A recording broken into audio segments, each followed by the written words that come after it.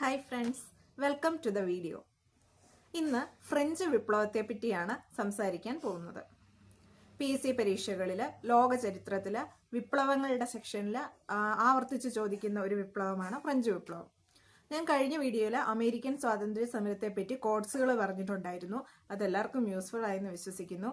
ഇന്ന് കുറേയധികം ഫാക്ട്സുകൾ നമുക്ക് ഫ്രഞ്ച് വിപ്ലവത്തെ പറ്റി പഠിക്കാനുണ്ട്. ഓരോന്നായി നമുക്ക് നോക്കാം. ആദ്യമായി ഫ്രഞ്ച് വിപ്ലവം നടന്ന വർഷം ഏതാണ്?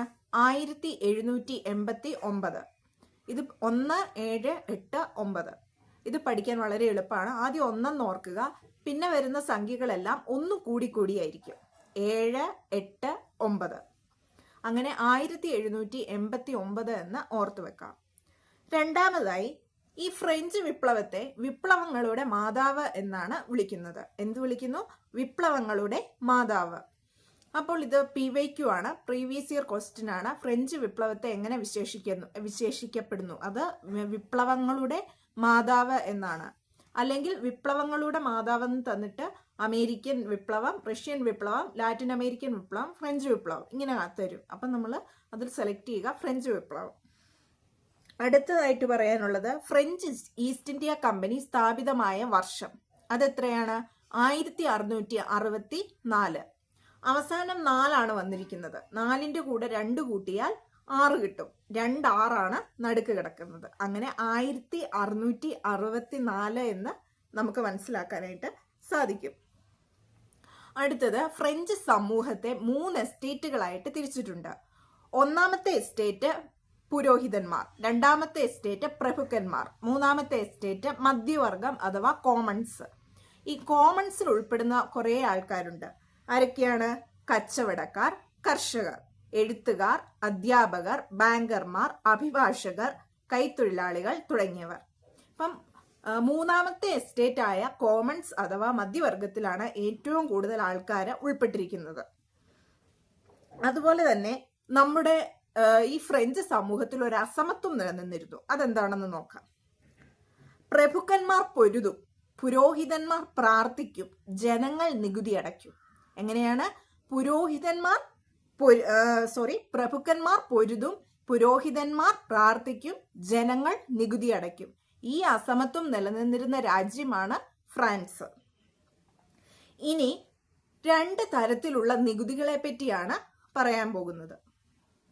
അതായത് പുരോഹിതന്മാർ കർഷകരിൽ നിന്ന് പിരിച്ചെടുത്ത നികുതിയാണ് തിതെ. എന്താണ്? തിതെ. അപ്പം പുക തിതെ എന്ന് ഓർക്കുക. എന്തോർക്കുക?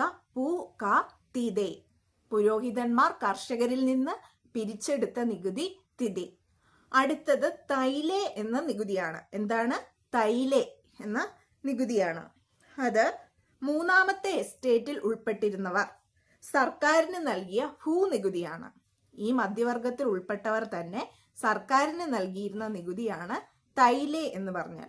അപ്പം സർക്കാരിന് മൂന്നാമത്തെ എസ്റ്റേറ്റ് കൊടുത്തിരുന്നത് തേയിലയാണെന്ന് ഓർത്താൽ മതി. എന്ത്? തേയില. അപ്പൊ തേയില എന്ന് ഓർക്കുമ്പോൾ നമുക്ക് എന്ത് കിട്ടും? തൈലെ എന്ന നികുതി കിട്ടും. അടുത്തത്, ഫ്രഞ്ച് വിപ്ലവകാലത്തെ ഫ്രാൻസിലെ ചക്രവർത്തി. വളരെ ഇമ്പോർട്ടന്റ് ആണ്. ഫ്രഞ്ച് വിപ്ലവകാലത്തെ ഫ്രാൻസിലെ ചക്രവർത്തി ലൂയി 16 ലൂയി 16. അടുത്തത്, ലൂയി 16 കുപ്രസിദ്ധയായ ഭാര്യ. അത് മേരി അന്റോയിനറ്റ് ആണ്. Mary Antoinette. ഈ കുപ്രസിദ്ധയായ ഭാര്യ എന്ന് പറയാൻ ഒരു കാര്യമുണ്ട്. അത് പിന്നീട് പറയാം. പേരോർത്തിരിക്കുക, മേരി അന്റോയിനറ്റ്. അടുത്തത്, ഫ്രഞ്ച് വിപ്ലവവുമായി ബന്ധപ്പെട്ടിരിക്കുന്ന ഏറ്റവും പ്രധാനപ്പെട്ട ഒരു കാര്യമുണ്ട്. ടെന്നീസ് കോർട്ട് പ്രതിജ്ഞ. കഴിഞ്ഞ LDC എക്സ് സർവീസ്മെൻ 2021 ചോദിച്ചിട്ടുണ്ട്. ടെന്നീസ് കോർട്ട് പ്രതിജ്ഞ ബന്ധപ്പെട്ടിരുന്ന വിപ്ലവം, അത് ഫ്രഞ്ച് വിപ്ലവമാണ്.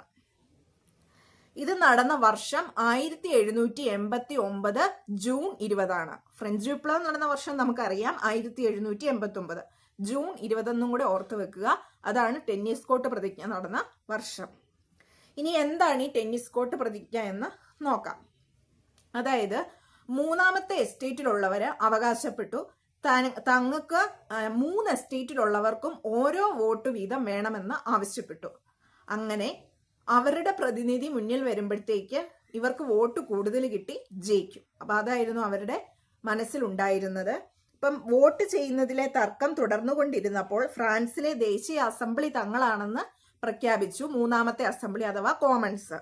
ഈ മൂന്നാമത്തെ അസംബ്ലി തുടർന്ന് ഒരു ടെന്നീസ് കോർട്ടില് സമ്മേളിക്കുകയും അവിടെ ഫ്രാൻസിന് ഒരു ഭരണഘടന തയ്യാറാക്കാതെ ഞങ്ങൾ പിരിഞ്ഞു പോകുകയില്ല എന്ന് പ്രതിജ്ഞ എടുക്കുകയും ചെയ്തു. അതാണ് ടെന്നീസ് കോർട്ട് പ്രതിജ്ഞ എന്ന് പറയുക. ജസ്റ്റ് അതൊന്ന് അറിഞ്ഞു വെച്ചാൽ മതി. ടെന്നീസ് കോർട്ട് പ്രതിജ്ഞ എന്നാൽ മൂന്നാമത്തെ എസ്റ്റേറ്റുകാര് ഒരു അടുത്തുള്ള ടെന്നീസ് കോർട്ടില് ഒരു സമ്മേളിക്കുകയും അവിടെ ഫ്രാൻസിലെ ഒരു ഭരണഘടന തയ്യാറാക്കാതെ ഞങ്ങൾ പിരിഞ്ഞു പോകില്ല എന്ന് ഉറപ്പ് ചെയ്യുകയും പ്രതിജ്ഞ ചെയ്യുകയും ചെയ്ത ആ സംഭവത്തെയാണ് ടെന്നീസ് കോർട്ട് പ്രതിജ്ഞ എന്ന് നമ്മൾ വിളിക്കുന്നത്. ഇനി ഒരു മുദ്രാവാക്യം, അത് ഈ ഫ്രഞ്ച് വിപ്ലവവുമായി ബന്ധപ്പെട്ടിരിക്കുന്നു. ഏതാണത്? സ്വാതന്ത്ര്യം, സമത്വം, സാഹോദര്യം. എല്ലാവർക്കും അറിയാവുന്ന ഒരു മുദ്രാവാക്യമാണ് സ്വാതന്ത്ര്യം, സമത്വം, സാഹോദര്യം. ഈ മുദ്രാവാക്യം ബന്ധപ്പെട്ടിരിക്കുന്നത് ഏത് വിപ്ലവമായിട്ടാണെന്ന് ചോദിക്കും. അത് ഫ്രഞ്ച് വിപ്ലവമാണ്. എന്താണത്? Liberty, equality, fraternity. ഇനി പറയാനുള്ളത് ഫ്രഞ്ച് വിപ്ലവ ചിന്തകന്മാരെ പറ്റിയാണ്. 3 പ്രധാനപ്പെട്ട ചിന്തകന്മാരാണ് ഉള്ളത്. ഒന്ന് റൂസോ, വോൾട്ടേർ, മൊണ്ടസ്ക്യൂ. അങ്ങനെയാണ് റൂസോ, വോൾട്ടേർ, മൊണ്ടസ്ക്യൂ. ഇനി റൂസോയുടെ പ്രശസ്തമായൊരു ഗ്രന്ഥമുണ്ട്, അതിന്റെ പേരാണ് സോഷ്യൽ കോൺട്രാക്ട്. ഇനി സ്വതന്ത്രമായി ജനിക്കുന്ന മനുഷ്യൻ എവിടെയും ചെങ്ങലകയിലാണ് എന്ന് പറഞ്ഞ ആളാണ് ആരാ പറഞ്ഞേ? റൂസോയാണ് പറഞ്ഞത്. സ്വതന്ത്രമായി ജനിക്കുന്ന മനുഷ്യൻ എവിടെയും ചെങ്ങലയിലാണ്. ഇത് ചോദിക്കും, ഇതാര് പറഞ്ഞു എന്ന് ചോദിക്കും. അപ്പം റൂസോയും വോൾട്ടേറും മൊണ്ടസ്ക്യൂ ഒക്കെ നമുക്ക് ഓപ്ഷനിൽ ഉണ്ടാകും. നമുക്ക് ആകെ ഡൗട്ട് അടിക്കും. അപ്പം ഓർത്ത് വെക്കുക, അത് പറഞ്ഞത് റൂസോയാണ്. ഇനി ടിപ്പു സുൽത്താന്റെ ഫ്രഞ്ച് വിപ്ലവത്തിലുള്ള ഒരു പങ്കാളിത്തം. ഒരു 7ാം ക്ലാസ് കുട്ടിയോട് ചോദിച്ചാലും ടിപ്പു സുൽത്താൻ ആരാണെന്ന് ചോദിച്ചാൽ മൈസൂർ ഭരണാധികാരിയാണെന്ന് അറിയായിരിക്കും. അത് തന്നെ ഓർത്തു വെക്കുക. എന്നാലും ഫ്രഞ്ച് വിപ്ലവത്തിൽ ഒരു ചെറിയ പങ്കാളിത്തം ഉണ്ട്, അതും ഓർത്തു വെക്കുക. ഫ്രഞ്ച് വിപ്ലവത്തിന്റെ ഓർമ്മയ്ക്കായി തലസ്ഥാന പട്ടണമായ ശ്രീരംഗപട്ടണത്ത് സ്വാതന്ത്ര്യത്തിന്റെ മരം നടുകയും, എന്താണ് സ്വാതന്ത്ര്യത്തിന്റെ മരം? Tree of liberty. അത് നടുകയും ഫ്രഞ്ച് ക്ലബായ ജാക്കോബിനിൽ അംഗമാവുകയും ചെയ്ത മൈസൂർ ഭരണാധികാരിയാണ് ടിപ്പു സുൽത്താൻ. അപ്പൊ എന്തൊക്കെ ഓർക്കണം? തലസ്ഥാനമായ ശ്രീരംഗപട്ടണത്ത് സ്വാതന്ത്ര്യത്തിന്റെ മരം നട്ടു, ഫ്രഞ്ച് ക്ലബായ ജാക്കോബിനിൽ അംഗമായി, പിന്നെ മൈസൂർ ഭരണാധികാരിയാണ്. ഇത് 3മാണ് ടിപ്പു സുൽത്താനെ പറ്റി ഓർത്തു വെക്കാനുള്ളത്. ഇനി വേറൊരാൾ വരുന്നുണ്ട്, നെപ്പോളിയൻ ബോണപ്പാർട്ട്. ആധുനിക ഫ്രാൻസിന്റെ ജസ്റ്റീനിയൻ എന്നാണ് അറിയപ്പെടുന്നത്. എന്തെന്നറിയപ്പെടുന്നു? ആധുനിക ഫ്രാൻസിന്റെ ജസ്റ്റീനിയൻ എന്ന് അറിയപ്പെടുന്നു. യൂറോപ്യൻ സഖ്യ സൈന്യത്തോട് പരാജയപ്പെട്ട നെപ്പോളിയന് അധികാരം നഷ്ടപ്പെട്ട ഒരു യുദ്ധമുണ്ട്. ആ യുദ്ധമാണ് വാട്ടർലൂ യുദ്ധം. അപ്പം നെപ്പോളിയന് യൂറോപ്യൻ സഖ്യ സൈന്യത്തോട് പരാജയപ്പെട്ട യുദ്ധം ഏതെന്ന് ചോദിച്ചാൽ വാട്ടർലൂ യുദ്ധം. ഇതിന്റെ ഡേറ്റ് ആണ് ഇമ്പോർട്ടന്റ്. 1865. വാട്ടർലൂ യുദ്ധം നടന്ന വർഷം 1865.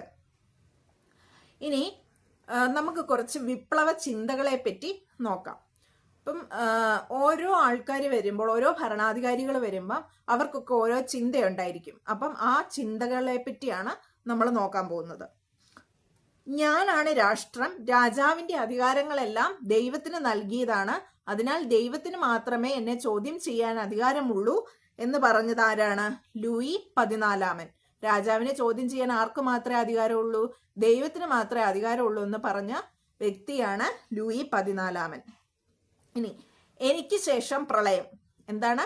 എനിക്ക് ശേഷം പ്രളയം എന്ന് പറഞ്ഞത് ആരാണ്? ലൂയി 15.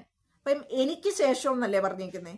അതുപോലെ അപ്പം ലൂയി 14 ശേഷം ആരാണ്? ലൂയി 15. അപ്പൊ എനിക്ക് ശേഷം പ്രളയം എന്ന് പറഞ്ഞത് ലൂയി 15. നിങ്ങൾക്ക് റൊട്ടി ഇല്ലെങ്കിൽ എന്താ, കേക്ക് തിന്നുകൂടെ? ഇങ്ങനെ ചോദിച്ചത് ആരാണ്? Marie Antoinette. ഇതാണ് ഞാൻ പറഞ്ഞത്, കുപ്രസിദ്ധയായ ഭാര്യ. ലൂയി 16 കുപ്രസിദ്ധയായ ഭാര്യയായിരുന്നു മേരി അന്റോയിനറ്റ്.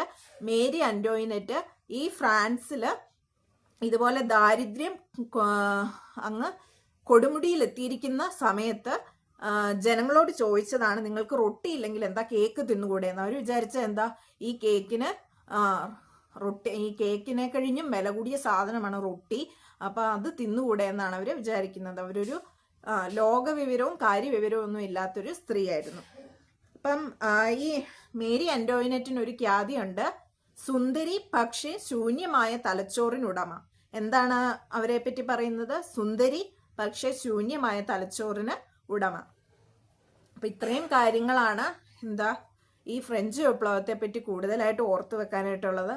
കുറച്ച് വർഷങ്ങളും കുറച്ച് ചിന്തകന്മാരും പിന്നെ ടെന്നീസ് കോർട്ട് പ്രതിജ്ഞ, ടിപ്പു സുൽത്താനും നെപ്പോളിയനും ഒക്കെയുള്ള പങ്കാളിത്തം, വിപ്ലവ ചിന്തകള്, പിന്നെ റൂസോയുടെ പ്രശസ്തമായ ഗ്രന്ഥം, അങ്ങനെയൊക്കെ കുറെ കാര്യങ്ങൾ ഇതിനകത്ത് പഠിക്കാനുണ്ട്. ഇതൊന്നും അല്ല, ഇത് കൂടുതലും ഫ്രഞ്ച് വിപ്ലവത്തെ പറ്റി ചോദിക്കാൻ സാധ്യതയുണ്ട്. ബട്ട് ഇത്രയും കാര്യങ്ങളെങ്കിലും നമ്മൾ മസ്റ്റായിട്ട് അറിഞ്ഞിരിക്കണം. ഇതെല്ലാം PYQ തന്നെയാണ്, എല്ലാം ചോദിച്ചിട്ടുള്ളതാണ്. ക്വസ്റ്റ്യൻസ് റെഫർ ചെയ്തിട്ടാണ് ഞാൻ നോട്ട് തയ്യാറാക്കുന്നത്. അപ്പം നിങ്ങൾക്ക് യൂസ്ഫുൾ ആകുമെങ്കിൽ please like, share and subscribe.